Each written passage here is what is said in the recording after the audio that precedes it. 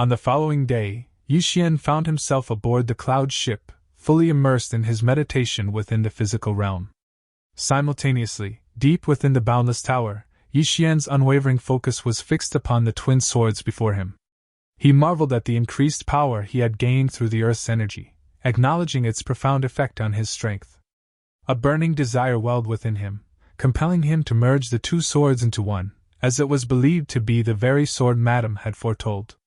He firmly believed that possessing such a weapon would grant him more power to protect himself. As Yi Xian meticulously aligned the swords, an incredible phenomenon unfolded. The blades began to react to each other, their energies intertwining until they seamlessly merged into a brand new sword. Overwhelmed with surprise, Yi Xian couldn't help but exclaim in awe at the successful fusion. With the swords now combined, Yi Xian decided to name the newly forged weapon as Ling Xiujian, a name befitting its significance and power. Meanwhile, outside the academy gates, Yi Ling anxiously awaited her brother's return, clutching a doll that resembled Yi Xian. Longing for him, she expressed her deep yearning and how much she missed him. Beside her, Anji provided solace, assuring Yi Ling that her brother would be back soon. Recognizing the approaching rain, Anji encouraged Yi Ling to seek shelter, as she had been waiting there for an hour. Anji inquired if Yi Ling was hungry, to which she replied that she was not. Changing her gaze below the stairs, Yi Ling noticed that a group is ascending the stairs towards them. This group is led by Finju, the esteemed first disciple of Kongmu Academy. Perceiving the peculiarity of the situation, Anji couldn't help but question the motives behind Finju's arrival. Arrogantly, Finju demanded to know the whereabouts of Yi Xian. Anji swiftly shielded Yi Ling, firmly asserting that Yi Xian was not present. Unperturbed, Finju charged his fist with qi and threatened Anji, vowing to make her suffer if Yi Xian was indeed absent. In a swift and brutal motion, Finju unleashed a powerful punch directly into Anji's abdomen, causing her to double over in pain and cough up blood. As Finju pressed on with his assault, he swiftly maneuvered behind Anji, launching a powerful kick that sent her hurtling towards the wall, her body crashing with force. Witnessing this brutal act, Yi Ling's concern grew, and she was filled with distress as she saw Anji in such a dire situation. With an air of arrogance, Finju scornfully remarked on the audacity of Kanglin Academy for supposedly killing a student from Kongmu Academy while he was away from the country. Anji, despite her pain, urgently pleaded with Yi Ling to run, sensing the impending danger. Unyielding in his arrogance, Finju repeated his demanding to know where Yi Xian could be found. In response, Anji, fueled by her indignation, firmly declared that she would never divulge that information, even if it meant sacrificing her own life. Upon hearing Anji's defiance, Finju callously placed his foot on her head, mocking her resolve, stating that he would gladly grant her death wish. Observing this horrifying scene, Yi Ling acted desperately, gripping Finju's leg and biting down with all her might. In reaction to Yi Ling's unexpected attack, Finju scoffed, dismissing her as a mere little girl, warning her to step aside if she wished to avoid death. One of Finju's companions, realizing the significance of Yi Ling's presence, informed him that she was Yi Xian's sister, and that Yi Xian must be hiding if his sister was present. A sinister smirk crept onto Finju's face upon hearing this revelation. Finju seized Yi Ling, lifting her off the ground, as she fervently pleaded for him to release her, warning of her brother's wrath upon his return, a warning that promised death to all who had harmed her. Challenged by Yi Ling's words, Finju expressed his curiosity in witnessing her brother's true capabilities. Anji, her voice laced with anger, shouted at Finju, accusing him of using a young girl as a hostage and questioning whether he had no fear of Kongmu Academy becoming a laughingstock in the eyes of the world. In response, Finju and his group began to walk away, his confidence unshaken, as he questioned the audacity of anyone daring to ridicule Kongmu. He issued an ultimatum, demanding that Yi Xian present himself at Kongmu Academy within an hour, or else he threatened the life of Yi Ling. Left in a state of frustration, Anji could only shout in sheer desperation, condemning Finju as a heartless bastard. At a later time, on a rainy day, Yi Xian finally arrived at the scene, completely unaware of the troubling situation that had unfolded in his absence. His concern immediately etched across his face as he saw the battered and bruised Anji, who urgently called out to him. Yi Xian, filled with worry, questioned what had happened and urgently inquired about the whereabouts of his sister, as well as Dean Ji and the others. Assisting Anji to stand, Yi Xian eagerly sought answers, his voice filled with determination. Anji, with great effort, conveyed the distressing news that Linger had been taken away by Kongmu Academy. In response, Yi Xian's eyes burned with intensity as he demanded to know the identity of the person responsible for his sister's abduction. Supporting Anji as he carried her, Yi Xian listened intently as she revealed that it was Finju who had taken Linger. She assured him that her grandpa and the others would return soon. Anji suggested that, once they were reunited, the four of them could go together to confront Kongmu Academy. Observing Yi Xian's resolute expression, Anji realized his unwavering determination and tightened her grip on his clothing. With deep concern, she emphasized the immense danger he would face.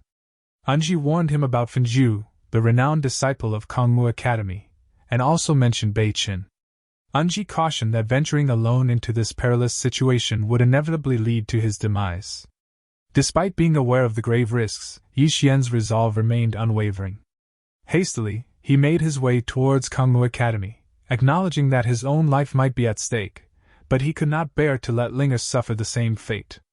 Upon hearing his determination, Anji desperately pleaded with Yi Xian, urging him not to act impulsively and to consider the consequences carefully. At the imposing gates of Kongmu Academy, a group of disciples stood guard while Linger remained bound at the top of the gate. As Yi Xian arrived at the scene with his new sword he held in his hand, the disciples turned their attention towards him. Upon catching sight of her brother, Linger called out to him, her voice filled with relief. Witnessing his sister's perilous predicament, an overwhelming surge of anger coursed through Yi Xian's veins, causing a golden qi to envelop his body. In the midst of this tension, a random disciple, who fancied himself the protagonist of his own dream, recklessly charged towards Yi Xian without a moment's hesitation. Consumed by his fury, Yi Xian effortlessly cleaved the audacious man in half, his sword slicing through with chilling precision. The remaining disciples stood in stunned silence, their eyes wide with disbelief, as they realized that Yi Xian was actually a sword cultivator. Quickly recovering from their shock, the disciples rallied each other, mustering the courage to attack Yi Xian as a united force. Their collective encouragement, however, was short-lived, as Yi Xian swiftly obliterated them all with a single masterful slash, their bodies falling to the ground in lifeless surrender. Observing the carnage, Li Xiu, filled with disapproval, criticized Yi Xian's ruthless actions, accusing him of coming to Kongmu Academy to slaughter its inhabitants. He scornfully questioned whether Yi Xian had grown tired of living. In response to Li Xiu's biting remark, Yi Xian, his voice laced with determination, demanded to know the whereabouts of Finju. Mocking him, Li Xiu retorted that everyone within Kongmu Academy was Finju, and he slyly inquired which particular Finju Yi Xian was seeking. The disciples burst into laughter at the taunting words, underestimating Yi Xian's resolve. However, the humor failed to amuse him, and he coolly stated that if that were the case, they could all meet their demise in hell. With those ominous words hanging in the air, Yi Xian unleashed a powerful slash of qi towards the group, causing Li Xiu to hurriedly defend himself. In the midst of their clash, Li Xiu described Yi Xian as exceptionally arrogant, bearing witness to the force behind his move. However, before Yi Xian's attack could hit them, Finju swiftly intercepted it with his own, seizing the responsibility of dealing with Yi Xian himself. Observing Finju's presence, Yi Xian sternly questioned if he was the one responsible for harming his friend and abducting his sister.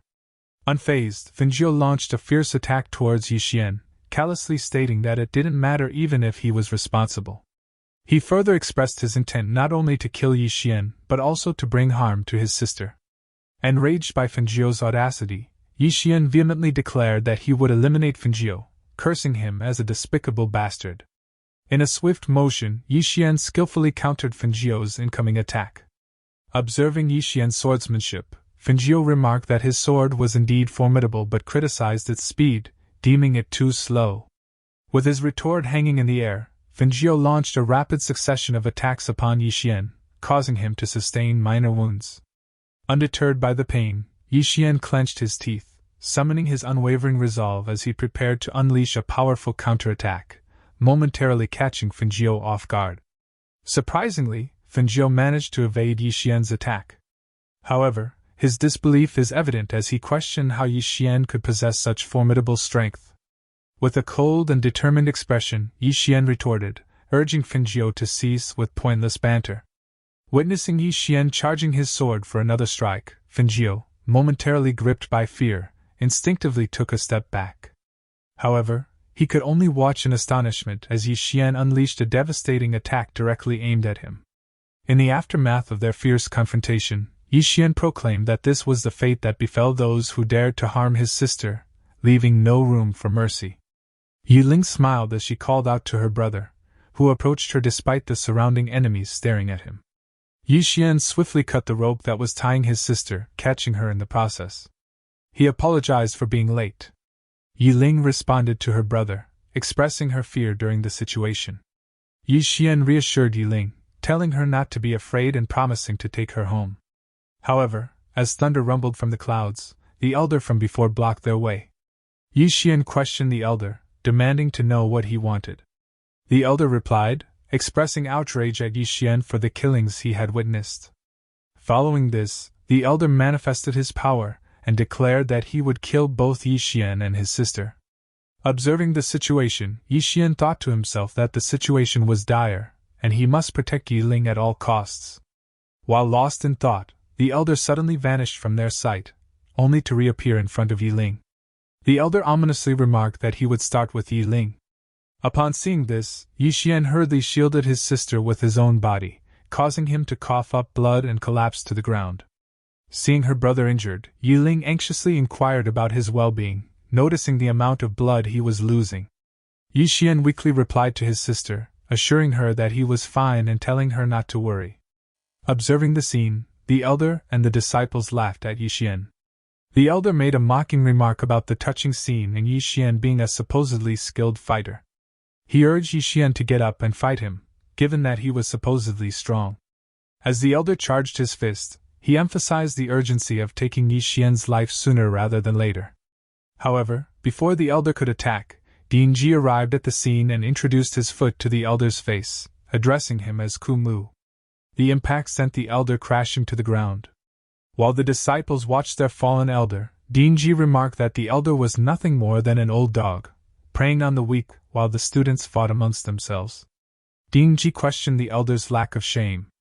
Surprised, the elder commented on Dingji's presence in the divine harmony realm, and questioned how it was possible.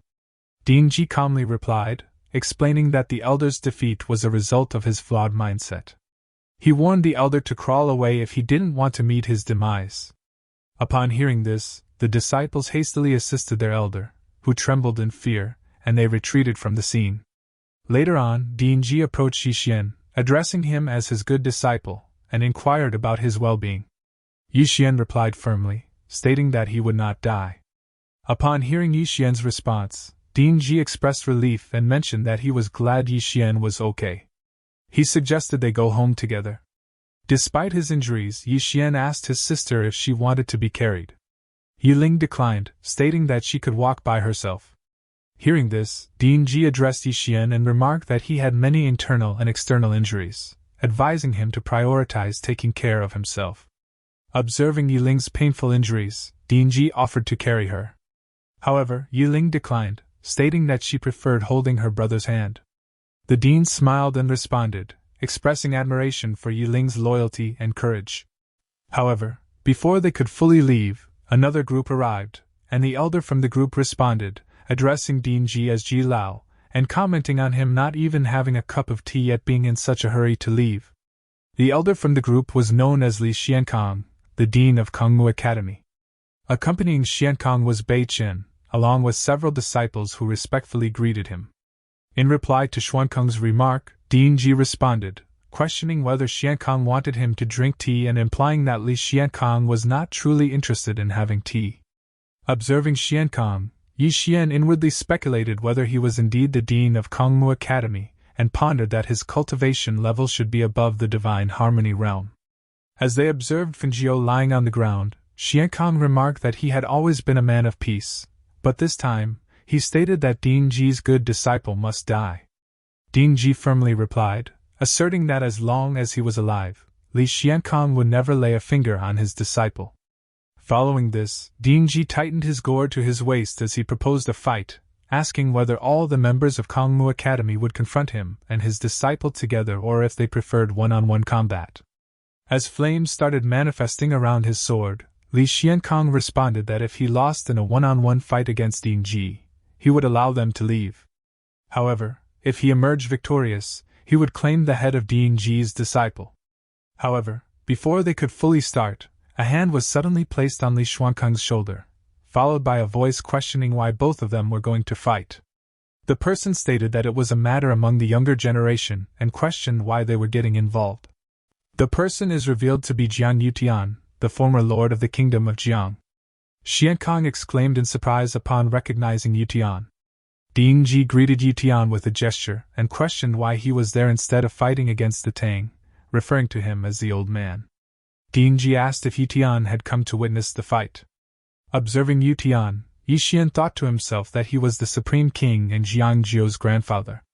In response to Dingji's question, Yutian explained that two masters of the manifestation realm were about to engage in combat, and if he didn't intervene, it would mean watching the empire being destroyed by both sides. Addressing Xiankong, Yutian proposed that both parties were at fault in the matter. He suggested they should stop here for the sake of the empire. Unsatisfied, Xiankong replied that stopping there would mean his people had died in vain. In an attempt to persuade him, Yutian pointed out that they currently faced an external threat from outside the kingdom of Jiang and couldn't afford to have more internal conflicts. Yutian stated that Dingji had nothing to lose and would go to any lengths to destroy Kangmu Academy. Therefore, he questioned why Xiankong was fighting against him. While holding Xiankong's hand, Jiang Yutian reminded him that Xiankong was expected to become a member of Kangmu Academy's headquarters, the Hall of Talents. Yutian emphasized that if Kangmu Academy was destroyed by Xiankong's hands, he would have no chance to enter the Hall of Talents. Hearing this reminder, Xiankong thought to himself about the Hall of Talents, and believed that no one could stop him from stepping into it. Dingji, feeling impatient, questioned Xiankong about his intentions to continue the fight, expressing his unwillingness to remain in the rain all day. Xiankong responds by advising Dingji to discipline his disciple and warns that if Yixian kills again, Kanglin Academy shouldn't hold Kangmu Academy responsible for any rude actions. Yixian, vehemently pointing his sword, accuses Xiankong of distorting the truth and shifts the blame onto Kangmu Academy for initiating the conflict. However, Dingji dismisses Yixian's argument and directs his attention to Xiankong. He asserts that he will take care of his own people and firmly warns Xiankong not to allow any Kangmu Academy members into Kanglin Academy again, threatening to eliminate them all if he does. Dingji then suggests that Yixian and his sister return home, and they leave the scene. As they depart, Jiang Yutian amusingly comments on Dingji's recent change in behavior, noting that he has been drinking less and living more openly than before. Xiankong retorts, questioning Yutian's remark and regarding Dingji as a sly old man. Later that night, the group gathers around a table for dinner. Mu Yun expresses his anger, describing the academy as bullying dogs. He declares that if he and Bai were present, it would be out of character for them not to kill those bastards who took Yiling away. Rising from his seat, Mu Yun passionately asserts that they must teach the aggressors a lesson or risk being seen as easy targets. In the midst of the conversation, Bai Zhe turns to Yixian and expresses his desire to stand alongside him in the upcoming fight. Yixian agrees, stating that they will face the challenge together and demonstrate the true power of Kanglin Academy. Dingji, frustrated by their determination, scolds Yixian, reminding him that if he hadn't rushed to their aid that day, Yixian would have been killed. Yixian defends himself, explaining that Linger was kidnapped, compelling him to fight. Dingji responds by emphasizing that force alone may not be enough to resolve matters, especially when confronted by a more formidable adversary. Yixian stood defiantly against Dingji, refusing to be undermined. He retorted that if the dean believed he had no brain, he should speak up, as he had no fear of embarrassment. Yixian made it clear that he would stand up for Yiling, and was prepared to repeat his actions if necessary.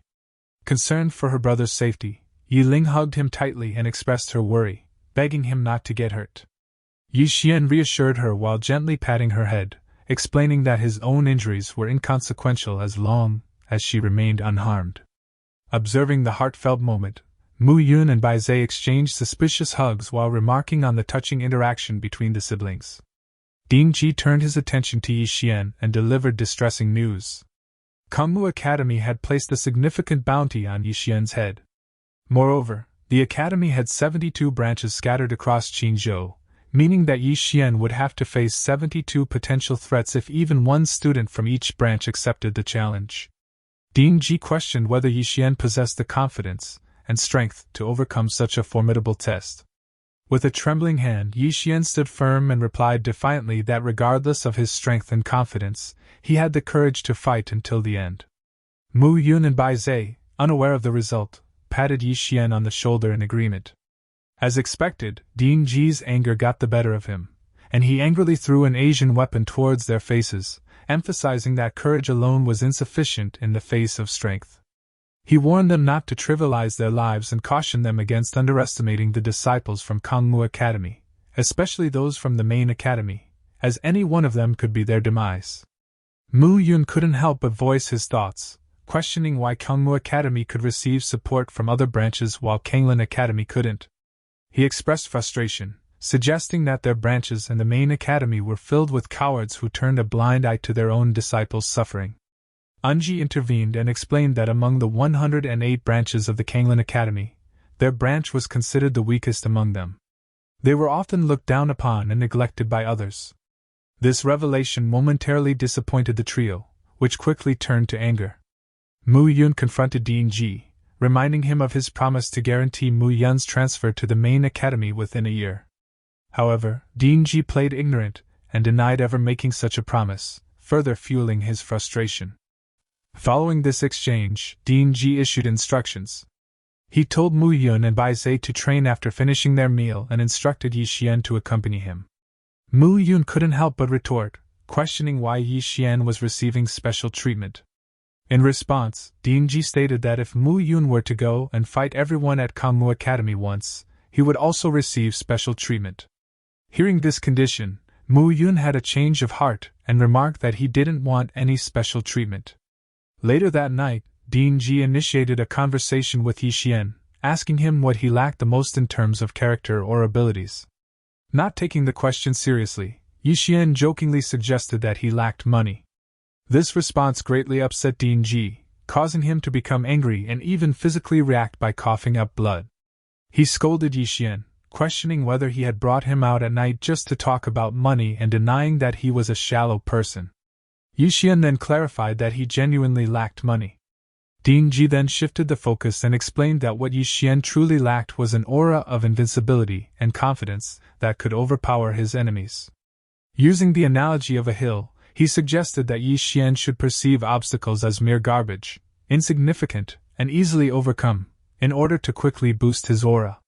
Yi Xian expressed his disagreement and confusion, questioning the validity of the analogy and admitting that he didn't fully grasp Ding Ji's perspective. A moment of silence followed, but Ding Ji broke it enthusiastically, urging Yi Xian to consider obstacles as garbage when facing an enemy. He believed that adopting this mindset would help Yi Xian rapidly enhance his aura. Yi Xian responded reluctantly, expressing his confusion and disagreement, stating that he didn't understand Ding Ji's perspective. Yi Xian then presented his own opinion, explaining the importance of understanding and acknowledging the enemy's strength when facing them. He emphasized the need to assess one's own capabilities and determine whether victory is possible in order to avoid unnecessary sacrifices. Yi Xian argued that no matter how confident someone might be, it would be futile when confronted with a powerful enemy. Upon hearing Yi Xian's opinion, Ding Ji observed him with a thoughtful gaze, recognizing the depth of his thinking. Yi Xian turned towards Ding Ji, seeking confirmation for his thoughts. In response, Ding Ji's frustration got the better of him, and he delivered an angry kick to Yi Xian's ass. He questioned why Yi Xian would still fight against Kangmu Academy if he already knew the implications, and who gave him the confidence to do so. Yi Xian stumbled in his reply, emphasizing that he never claimed to be overly confident. He clarified that his motivation was solely to protect Yi Ling, which drove him to be willing to fight to the death. Ding Ji admonished him, suggesting that if Yi Xian lacked self-confidence, he should find it in that moment and then simply go back to sleep. He made a comparison, urging Yi Xian to consider facing the challenge as if he were confronting An Longxiu.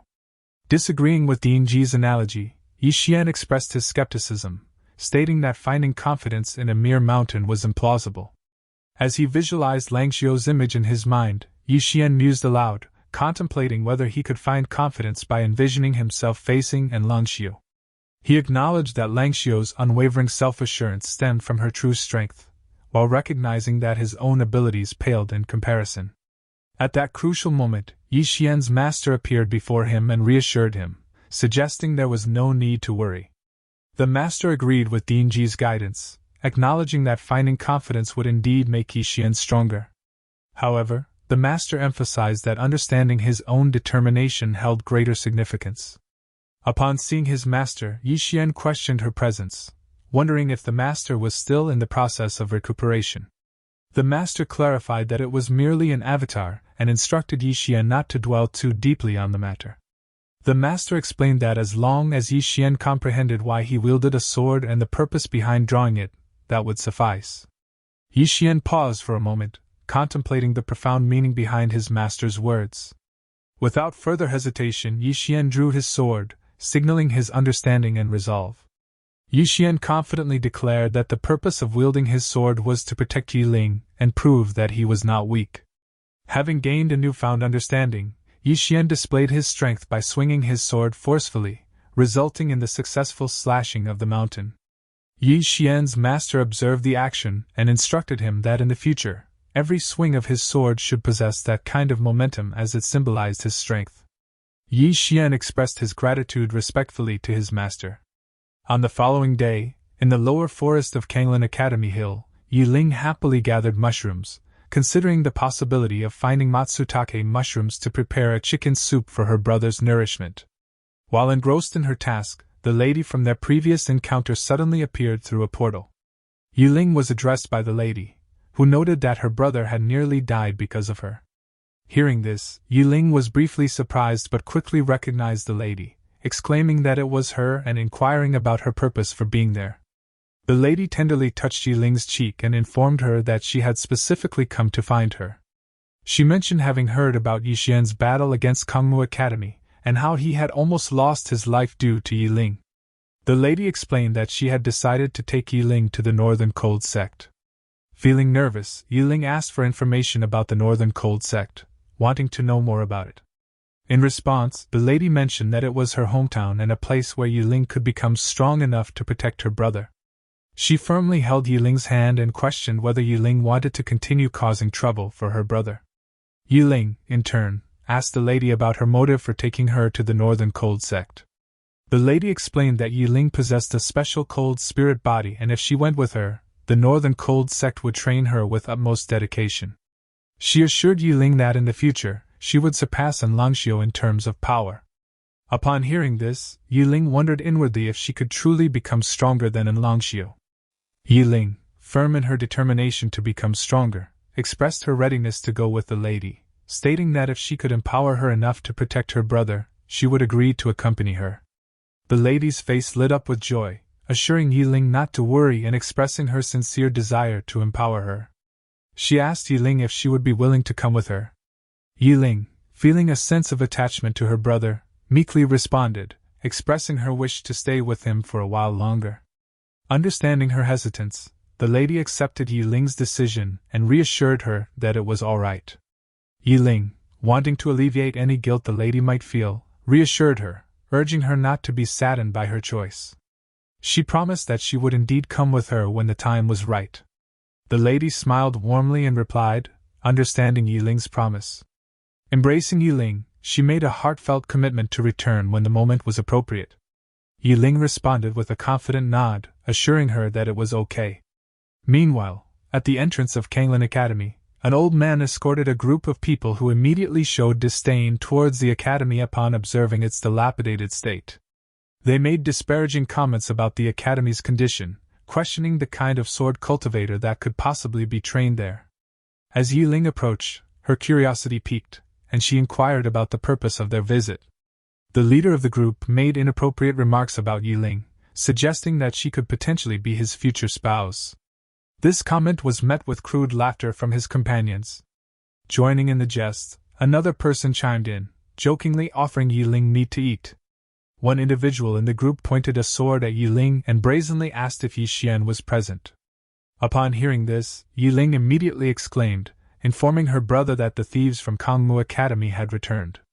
In response, the trio looked up at the sky, where a distinctive silhouette appeared.